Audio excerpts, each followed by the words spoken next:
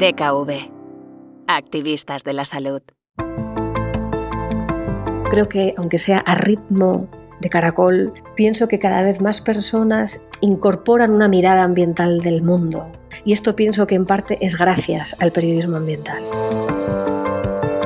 Una pelea muy grande entre las dos visiones del mundo, ¿no? Porque la económica, prácticamente no tiene en cuenta la mirada ambiental y muchas veces la mirada ambiental todavía le cuesta incluir la parte económica. Muchas veces la información ambiental es que te puede llevar a un lugar un poco de que te entre como ansiedad, ¿no? Porque es como tan grande el reto que dices, vale, pero a ver, o sea, tranquilidad, mucha tranquilidad, ¿no? Que esto va de hacer cosas para vivir mejor, no para que a uno le entre angustia. La principal fuente de desinformación en medio ambiente es el greenwashing.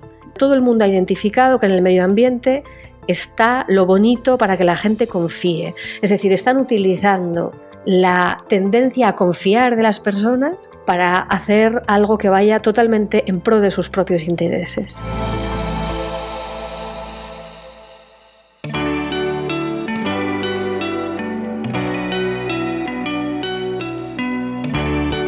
Voces activistas. Historias para inspirar y emocionar. Bienvenidas y bienvenidos a Voces Activistas, un espacio de DKV para hablar, para intercambiar ideas, pero también para actuar.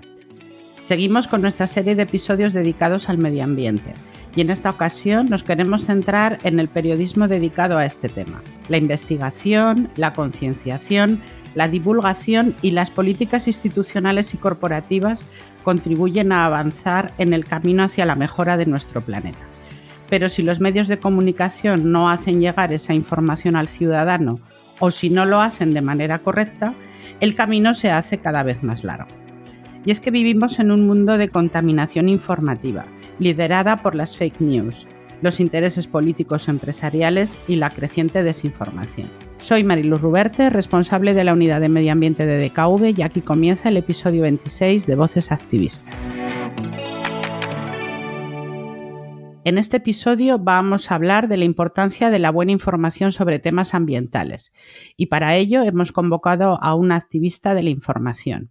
Ella es Sara Acosta, directora y fundadora de la revista Ballena Blanca. Hola, Sara. Hola, Mariluz, ¿qué tal? Primero queremos conocerte un poco más. Cuéntanos quién eres y cuál fue tu trayectoria hasta la creación de Ballena Blanca. Pues yo me llamo Sara Acosta, soy periodista.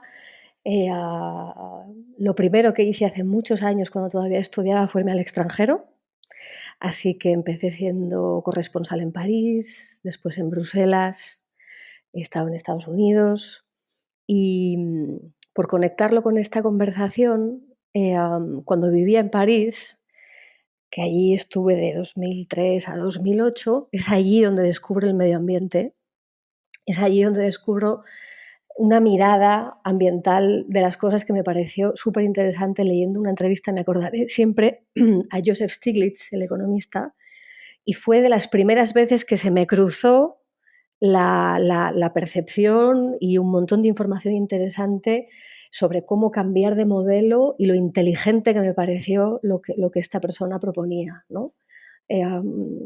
Y aquello ya no me soltó. Y como no me soltó, pues cuando volví a España, cuando volví a Madrid,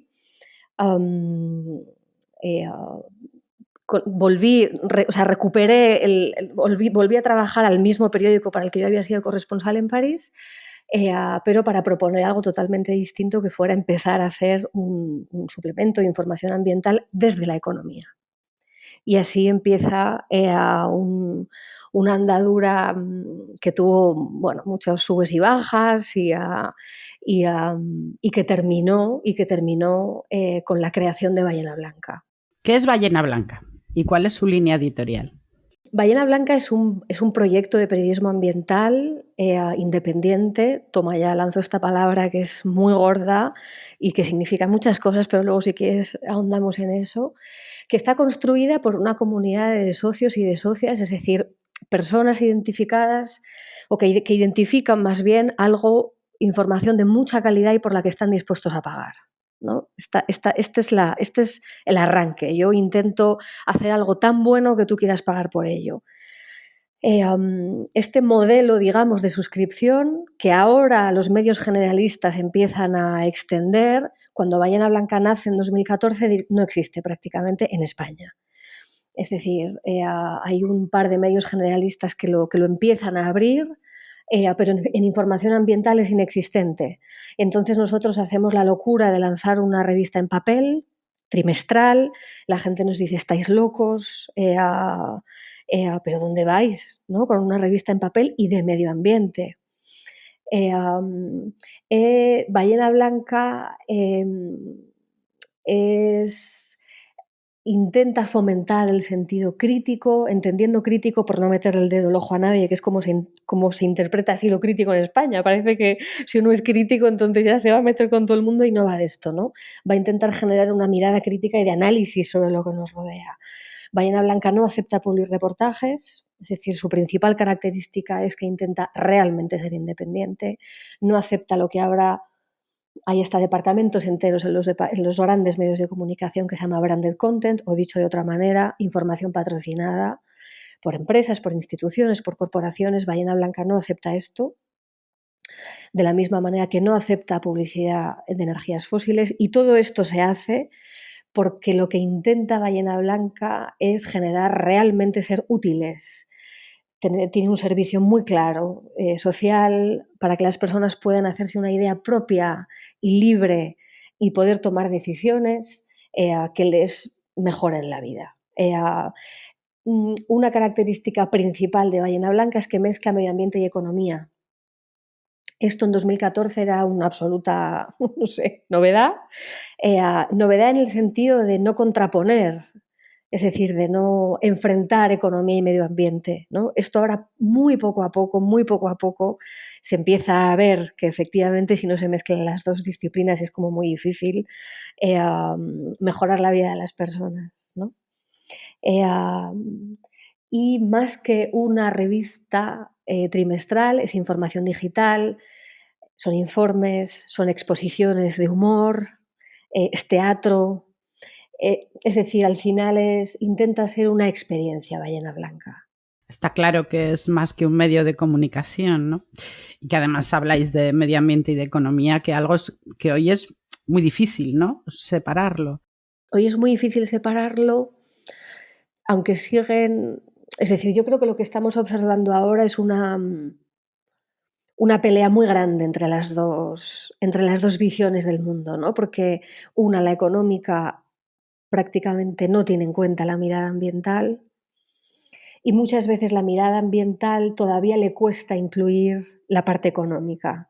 Pienso que mezclar las dos sigue siendo innovador, curiosamente, sigue siendo innovador desde un punto de vista de la comunicación, que es de lo que yo sé, ¿no? De lo que eres una experta. De lo que yo sé y sigo aprendiendo.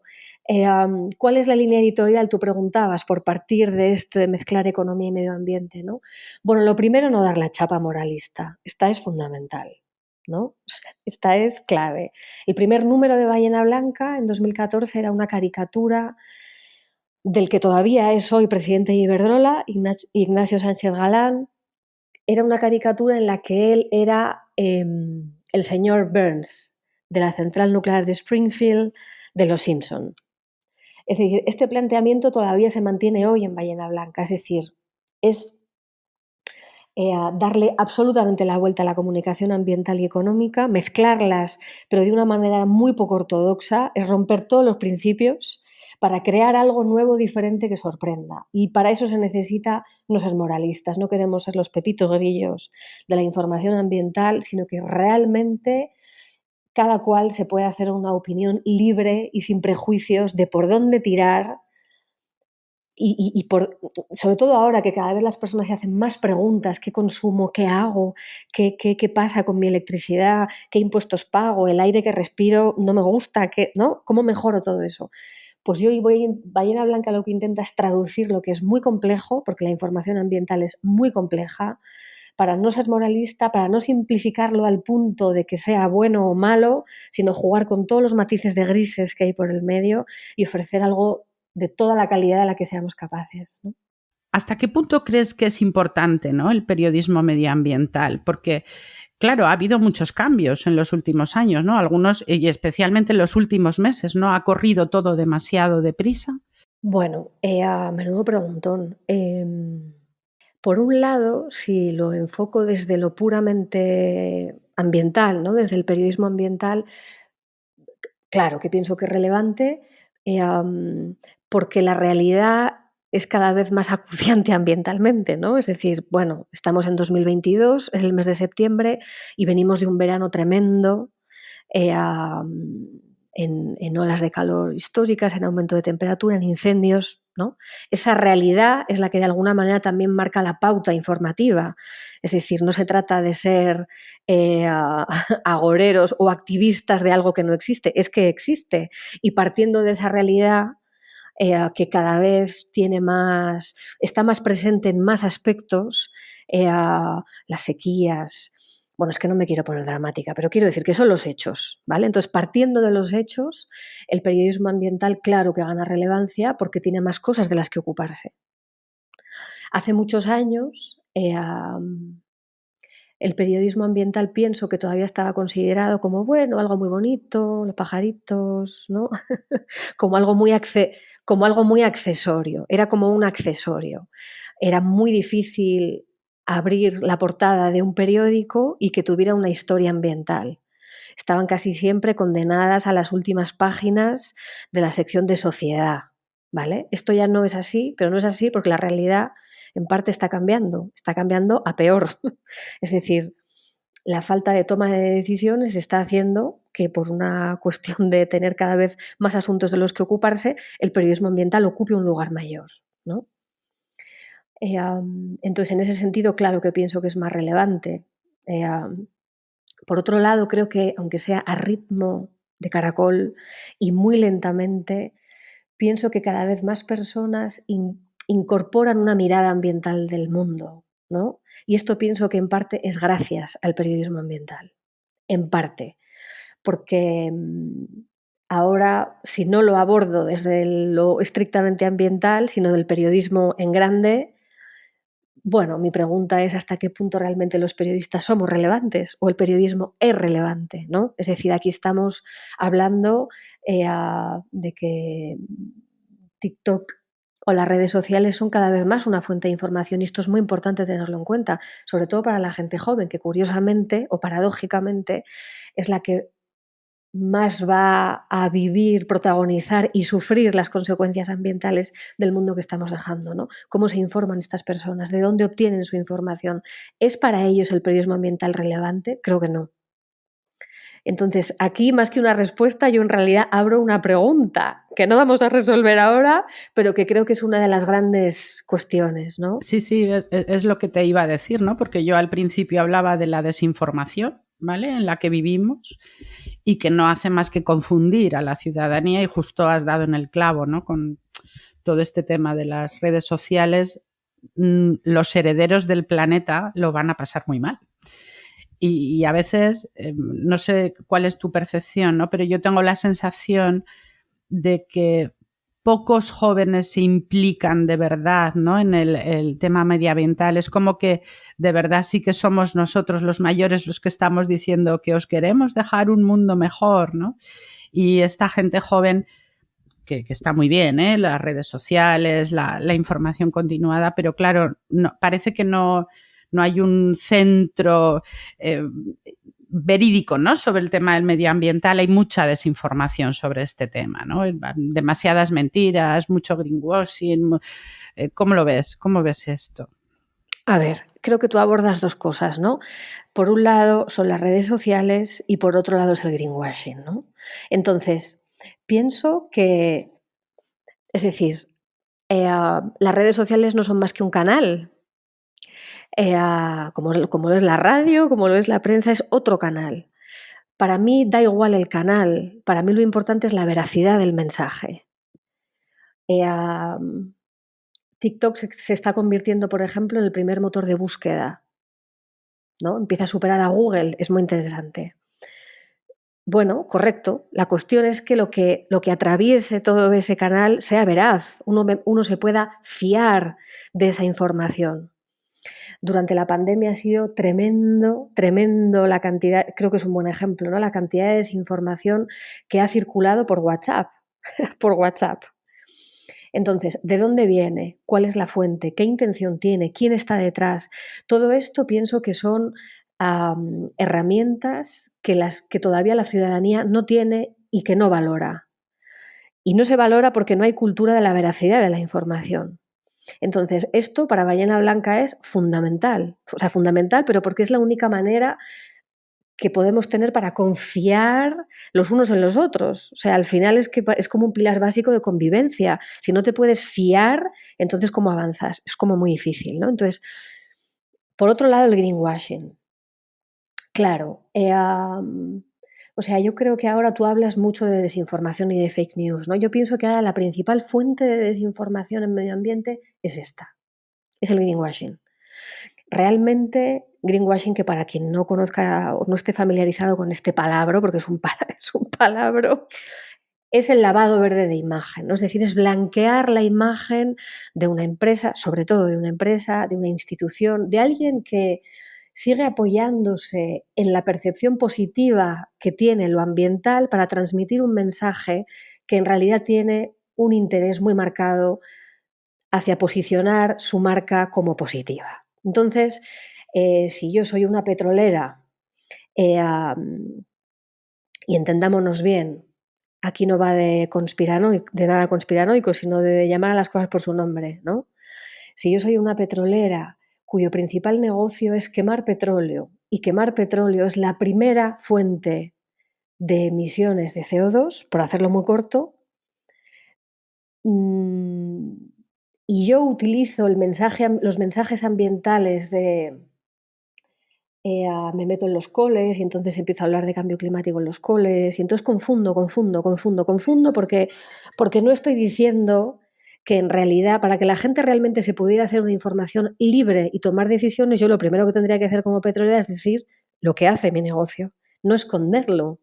Y entonces lavar mi imagen hablando de los pajaritos o hablando de la cantidad de bosques que he reforestado, porque yo soy petrolera, entonces tendré que hablar de lo que yo hago, ¿correcto?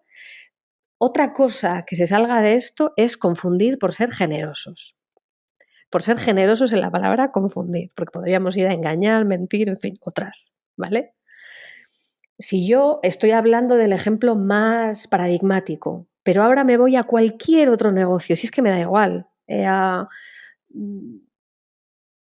fabrico envases, fabrico coches, soy un banco, da igual, pero todo el mundo ha identificado que en el medio ambiente está lo bonito para que la gente confíe. Es decir, están utilizando la tendencia a confiar de las personas para hacer algo que vaya totalmente en pro de sus propios intereses.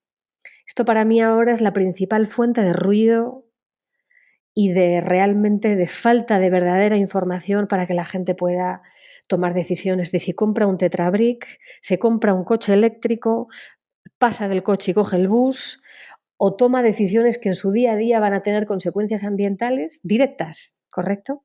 Correcto. Sara, ¿crees que el periodismo ambiental está muy condicionado, ¿no?, por los movimientos políticos o los lobbies empresariales? Pienso que está, claro, muy absolutamente condicionado porque, mira, un ejemplo muy claro.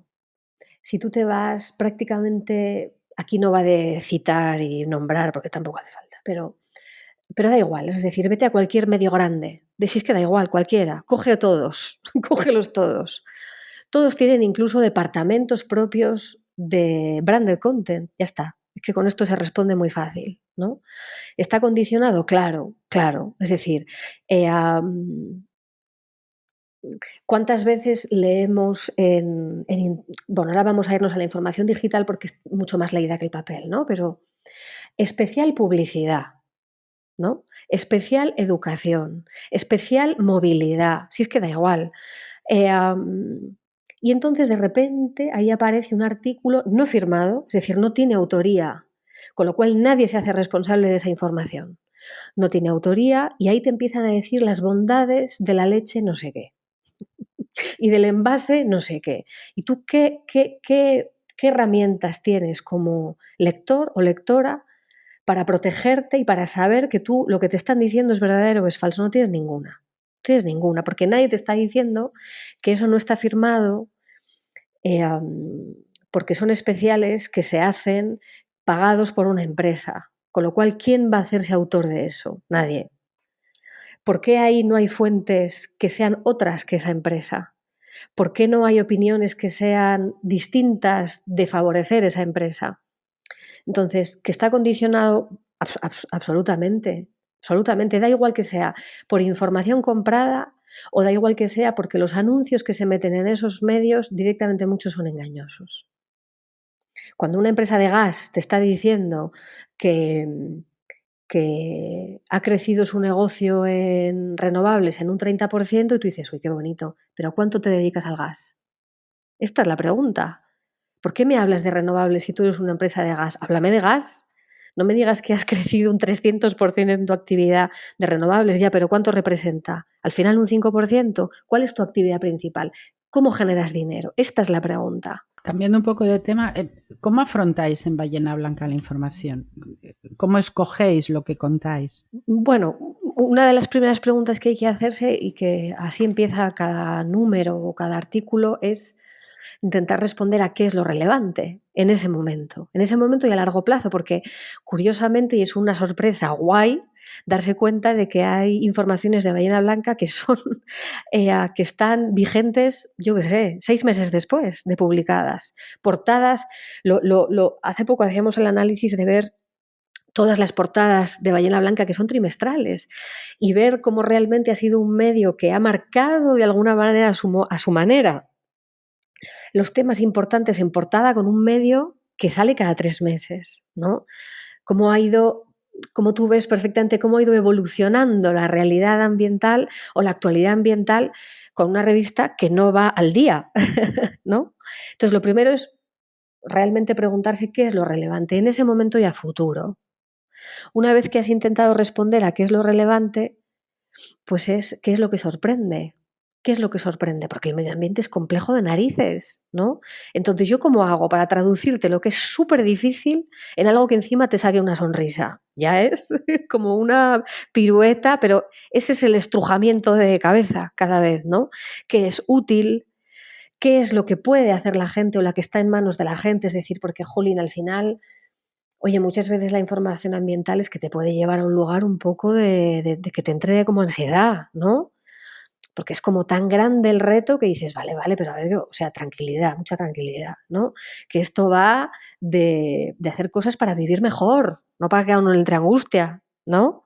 Para tener herramientas de decisión, para estar un poco más alegres, no para estar cabreados todo el día o metiendo el dedo en el ojo, ¿no? Entonces, yo creo que hay una manera, sí que hay una manera de poder abordar lo relevante con sentido crítico, sin pepito grillo, pero ves que es como mucho funambulismo, ¿no? O sea, es como jugar con muchas bolas a la vez. Pero se puede. O este es el intento, vaya. Muy bien. Oye, hablando de la actualidad, ¿qué es lo que crees que ahora mismo necesita un análisis tranquilo, de calidad, relacionado con el medio ambiente? Pues yo pienso que son 2 temas. Uno es el cambio climático. Pienso que realmente el cambio climático necesita ya no solo mucho análisis reposado, que por supuesto, sino necesita mucho conocimiento. Hay mucha falta de formación en la prensa y en las personas que se dedican a la comunicación ambiental, y el cambio climático, que es el temazo, necesita más aristas, necesita más miradas, necesita más conocimiento, necesita más dinero. Este pienso que es uno fundamental. El otro, que está totalmente ligado con el primero, es el modelo económico. Hay mucho ruido y, desde mi punto de vista, y mucha información sesgada, y igual mucha falta de conocimiento sobre qué alternativas tenemos a este modelo. Hay que cargárselo por entero, qué se necesita romper y qué no, qué puede transformarse desde lo que hay y qué no. Pero claro, es muy complejo y la información económica, que en medio ambiente creo que es fundamental para dar pasos hacia futuro, todavía no pienso que no tiene la complicidad de los lectores y de las lectoras, porque es muy compleja. Es muy compleja y además está contada de manera muy compleja, ¿no? Es decir, aquel número 1 que hicimos del señor Barnes intentaba contestar a preguntas como ¿cuándo Marge sabrá cuándo poner la lavadora? Esta pregunta, que parece una chorrada, tiene detrás mercado eléctrico, tarifas, cuándo entran las renovables, cuándo no, qué pago por mi electricidad. Esto es muy complejo. Y mira, pues es que no todos los días nos apetece ni tenemos tiempo. Entonces pienso que estas dos cuestiones necesitan mucho más trabajo para ser comunicadas, mucho más. ¿Y cómo crees que podríamos generar ese interés, ¿no?, en la ciudadanía para que se informe bien, en los lugares adecuados? Bueno, yo pienso que una de las claves es esto, ¿no? Es intentar, o sea, hacerse la pregunta de, oye, esto que es muy complejo, pero que es muy complejo para todos. ¿Yo cómo lo traduzco? ¿Cómo lo hago atractivo? ¿Cómo lo hago interesante? Sin hacer una información dura, y esto requiere estrujarse mucho la cabeza. O sea, hay que ponerle muchísima imaginación sin perder el rigor para sorprender, para ser atractivos. Creo que experimentar con la comunicación es fundamental, es fundamental. Sara, se nos ha acabado el tiempo. Ha sido un placer. Muchas gracias por participar en Voces Activistas. Muchas gracias a vosotros, ha sido un súper placer. Y a los oyentes de este podcast, muchas gracias por seguirnos. Nos escuchamos en el próximo capítulo. Voces Activistas, un podcast de DKV.